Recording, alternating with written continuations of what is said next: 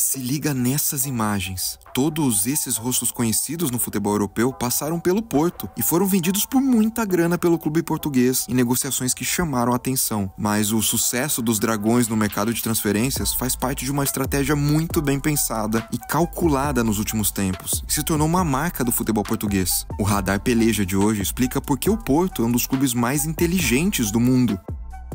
E já que essa história tem a ver com oportunidades baratas no mercado, se liga nessa dica do Peleja. A Black November da Netshoes está no ar e vários produtos estão em promoção com até 70% de desconto. Para você que pratica esporte ou que está querendo novas peças de roupa, são milhares de itens de futebol, treino, corrida e de moda casual disponíveis e com descontos progressivos. Clica no link que está na descrição ou se você está assistindo no Instagram, dá uma olhada nos stories do Peleja e cola lá na loja da Netshoes pelo site ou pelo app.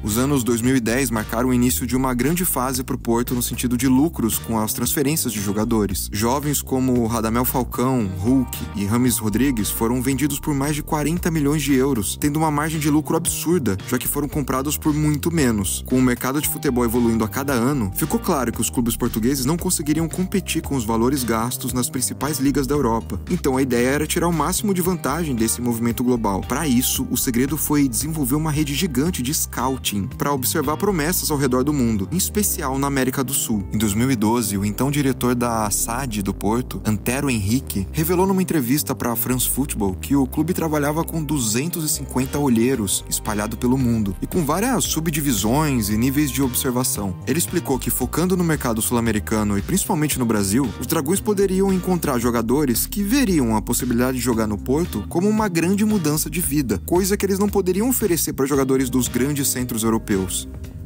O José Schieira, o olheiro que trabalhou no clube por 8 anos, começou a se aprofundar no scouting, levantando dados de equipes portuguesas para o jogo Championship Manager e acabou se tornando uma das principais referências da profissão em Portugal. Segundo ele, times com menos poder aquisitivo fazem uma espécie de filtro para os mais ricos, se aprofundando em mercados alternativos e servindo como uma plataforma de desenvolvimento e vitrine para os jogadores. Ou seja, clubes como o Porto pagam para ver e os maiores pagam para esperar. Os grandes de Portugal adotaram essa estratégia e acabaram se destacando quando o assunto é mercado. De acordo com uma pesquisa do Observatório do Futebol no Centro Internacional de Estudos Esportivos, entre 2014 e 2023, a Primeira Liga Portuguesa conseguiu um lucro de 2,23 bilhões de euros. E olha só, esse número só em transferências de jogadores. Isso garantiu o primeiro lugar da lista com certa distância para o segundo colocado, que é o Brasil. Porto é o 6º clube que mais lucrou nesse tempo e fechou negócios absurdos, como o do Éder Militão, que chegou do São Paulo por mais de 7 milhões de euros e saiu por 50 milhões de euros. Ou o caso do Otávio, que chegou sem custos e saiu por 60 milhões de euros, sendo a maior venda da história do clube.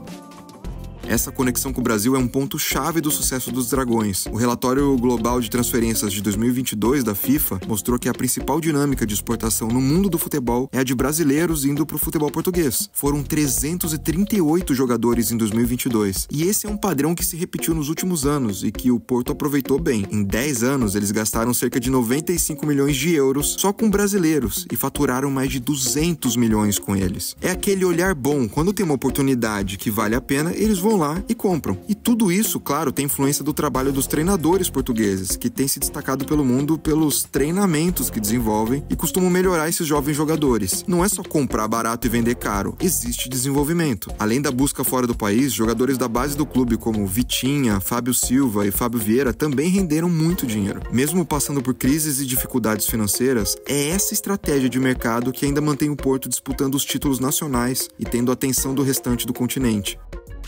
Como eu falei no início do radar, você se lembra do Hulk jogando no Porto, e do James Rodrigues e de tantos outros craques que depois passaram por transferências de valor absurdo e que fizeram o Porto lucrar. E é cada vez sim mais comum encontrar jogadores que passaram pela Liga Portuguesa disputando os principais campeonatos do futebol europeu. E agora você sabe o porquê. E aí, você já conhecia essa estratégia de clubes portugueses, principalmente do Porto? Comenta aí embaixo, deixa o seu like. Não esquece de passar no site da Netshoes para ver se você tem alguma oferta ali, se você consegue ser um bom olheiro como o Porto foi nesse tempo de Black Friday e Black November. Se inscreva no Peleja e até o próximo radar.